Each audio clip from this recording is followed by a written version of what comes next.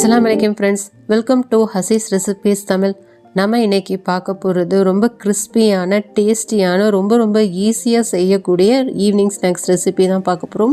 இது செய்கிறது ரொம்ப ஈஸி, பிகினர்ஸ் கூட ரொம்ப ஈஸியாக பண்ணிடலாம். இப்போ நம்ம இது எப்படி பண்ணலாங்கிறத பார்க்கலாம்.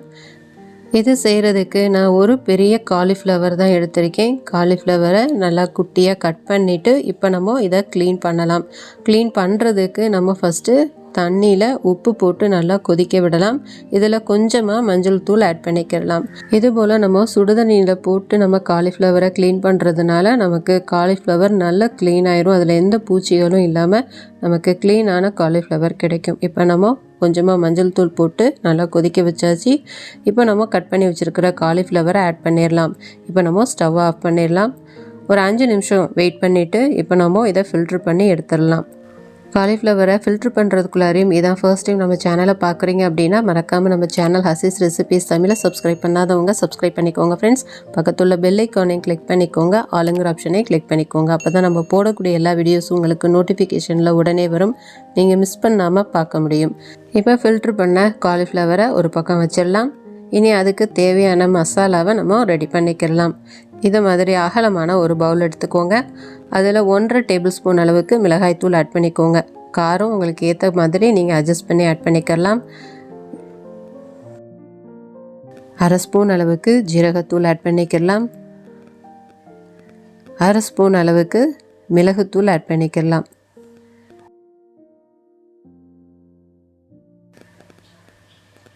அரை ஸ்பூன் அளவுக்கு இஞ்சி பூண்டு பேஸ்ட் ஆட் பண்ணிக்கோங்க.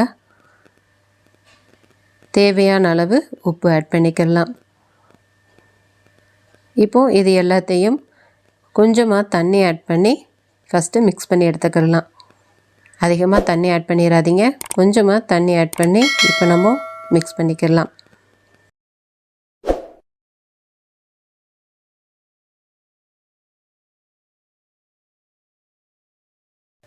இப்போ நல்லா மிக்ஸ் பண்ணியாச்சு.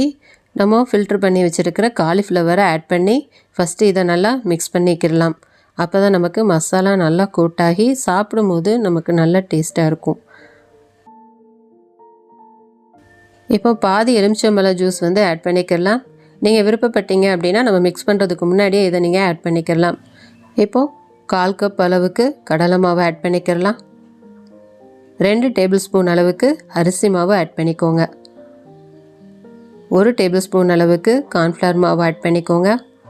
இப்போது இது எல்லாத்தையும் நல்லா மிக்ஸ் பண்ணி விட்டுக்கிடலாம். உங்களுக்கு மாவு ஜாஸ்தியாக வேணும்னாலும் நீங்கள் ஆட் பண்ணிக்கிடலாம். மாவு ஜாஸ்தியாக ஆட் பண்ணும் போது காரம் மட்டும் கொஞ்சம் அட்ஜஸ்ட் பண்ணி ஆட் பண்ணிக்கோங்க. இப்போ நம்ம கொஞ்சமாக தண்ணி ஆட் பண்ணி இதை நல்லா மிக்ஸ் பண்ணிக்கலாம். அதிகமாக தண்ணி ஆட் பண்ணக்கூடாது, கொஞ்சமாக மட்டும் நீங்கள் ஆட் பண்ணிக்கோங்க. அதிகமாக தண்ணி ஆட் பண்ணி நம்ம இந்த மாவில் மிக்ஸ் பண்ணும் போது அதோடைய டேஸ்ட்டே மாறி போயிடும், கிறிஸ்பினஸும் குறைஞ்சிரும். நான் சொல்கிற மாதிரி கொஞ்சமாக தண்ணி ஆட் பண்ணி இது போல் நீங்கள் மிக்ஸ் பண்ணி நீங்கள் ஃப்ரை பண்ணிங்க அப்படின்னா உங்களுக்கு டேஸ்ட்டு ரொம்ப நல்லாயிருக்கும், கிறிஸ்பியாகவும் இருக்கும். இப்போது நல்லா மிக்ஸ் பண்ணியாச்சு பாருங்கள். ஒரு 5 நிமிஷம் இதை மூடி போட்டு மூடி வச்சிடலாம். 5 நிமிஷத்துக்கு அப்புறமேல ஓப்பன் பண்ணி பார்க்கலாம். 5 நிமிஷம் ஆயிடுச்சு. காலிஃப்ளவரில் மசாலாலாம் கூட்டாகி சூப்பராக ரெடியாக இருக்குது பாருங்கள். நம்ம தண்ணி கொஞ்சமாக தெளித்து இது போல் நம்ம மசாலா ரெடி பண்ணோம் அப்படின்னா நம்ம எண்ணெயில் ஃப்ரை பண்ணும் போது அதை எண்ணெய் அதிகம் குடிக்காமல் இருக்கும். இப்போது எண்ணெயை நல்லா சூடு பண்ணி நம்ம ஃப்ரை பண்ணி எடுத்துடலாம். ஸ்கூல் ஸ்டார்ட் ஆயிடுச்சு. பசங்களுக்கு ஸ்கூல் விட்டு வந்த உடனேயும் கொடுக்குறதுக்கும் நம்ம ஸ்கூலுக்கு லஞ்சுக்கு பேக் பண்ணுறதுக்கும் ரொம்ப சூப்பரான ரெசிபி. கண்டிப்பாக ஒரு தடவை ட்ரை பண்ணி பாருங்கள். நம்ம கடைகளில் சாப்பிட்ற மாதிரி கிறிஸ்பியாகவும் டேஸ்டியாகவும் இருக்கும். இது யார் வேணாலும் ஈஸியாக ட்ரை பண்ணலாம்.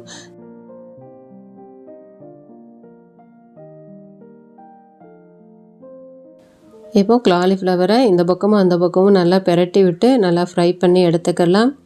இது நல்லா ஓரளவுக்கு ஃப்ரை ஆயிடுச்சு பாருங்கள். இப்போ இந்த ஸ்டேஜில் கொஞ்சமாக நம்ம கருவேப்பிலை ஆட் பண்ணிக்கலாம். கருவேப்பிலை ஆட் பண்ணி ஃப்ரை பண்ணும்போது நல்ல மணமாக இருக்கும், டேஸ்ட்டும் ரொம்ப அருமையாக இருக்கும். இப்போது நமக்கு காலிஃப்ளவர் ஃப்ரை சூப்பராக ரெடி ஆயிடுச்சு. இப்போ நம்ம இதை வேறு ஒரு பிளேட்டுக்கு ட்ரான்ஸ்ஃபர் பண்ணிடலாம். அவ்வளோதான், நமக்கு சூப்பரான கிறிஸ்பியான டேஸ்டியான காலிஃப்ளவர் ஃப்ரை நமக்கு ரொம்ப ஈஸியாக ரெடி ஆயிடுச்சு. இது பிகினர்ஸ் கூட ரொம்ப ஈஸியாக பண்ணிடலாம். நம்ம சொன்னது போலவே நீங்கள் வீட்டில் செஞ்சு பார்த்தீங்க அப்படின்னா உங்களுக்கும் கிறிஸ்பியான டேஸ்டியான காலிஃப்ளவர் ஃப்ரை உங்களுக்கும் கிடைக்கும். கண்டிப்பாக ஒரு தடவை செஞ்சு பாருங்கள். செஞ்சு பார்த்துட்டு இது எப்படி வந்ததுங்கிறத எனக்கு மறக்காமல் கமெண்ட்டில் ஷேர் பண்ணுங்கள். உங்களுக்கு பார்த்தாவே தெரியும் காலிஃப்ளவர் ஃப்ரை எவ்வளோ கிறிஸ்பியாகவும் சூப்பராகவும் வந்திருக்கு அப்படின்னு. கண்டிப்பாக ஒரு தடவை நீங்கள் செஞ்சு பாருங்கள். செஞ்சு பார்த்துட்டு இது எப்படி வந்ததுங்கிறத எனக்கு மறக்காமல் கமெண்ட்டில் ஷேர் பண்ணுங்கள். இந்த வீடியோ பிடிச்சிருந்துச்சுன்னா லைக் பண்ணுங்கள். உங்கள் ஃப்ரெண்ட்ஸ் ரிலேட்டிவ்ஸ் எல்லா பேருக்குமே நிறைய ஷேர் பண்ணி விடுங்க. மறக்காமல் நம்ம சேனல் ஹசீஸ் ரெசிபீஸ் தமிழை சப்ஸ்கிரைப் பண்ணாதவங்க சப்ஸ்கிரைப் பண்ணிக்கோங்க ஃப்ரெண்ட்ஸ். நம்ம நெக்ஸ்ட் வீடியோவில் பார்க்கலாம். தேங்க்ஸ் ஃபார் வாட்சிங்.